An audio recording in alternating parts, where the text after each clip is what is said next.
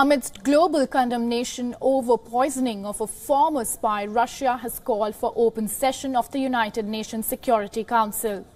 Moscow has called for the session to discuss the accusations from the UK that they used a nerve agent against former spy Sergei Skripal and his daughter in England last month.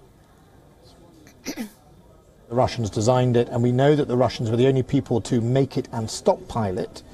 So it very quickly eliminates most of the other suspects potentially, and then add that to Russia's form, Russia's evidence of previous assassinations, the president of Russia's view that traitors should kick the bucket, and the fact that we had other bits of intelligence. We can add all that up together to say that we think beyond reasonable doubt this is Russia.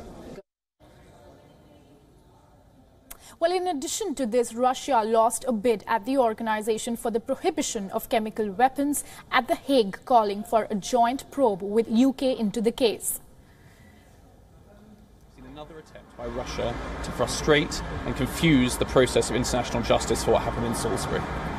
The Russian Federation called today's meeting despite the fact that the OPCW had not concluded its technical assistance that the UK had asked for.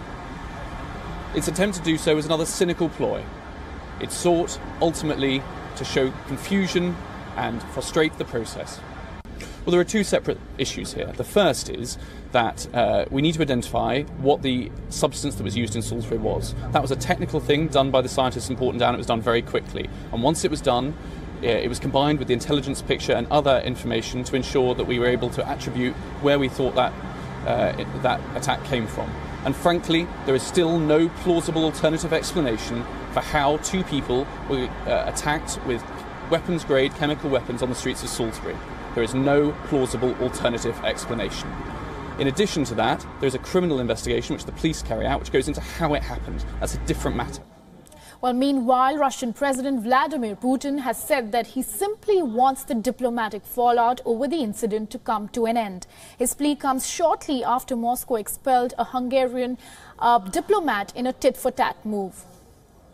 Мы ничего не ждем. Мы ждем, что здравый смысл в конце концов восторжествует, и международным отношениям не будет наноситься такой ущерб, который мы наблюдаем за последнее время.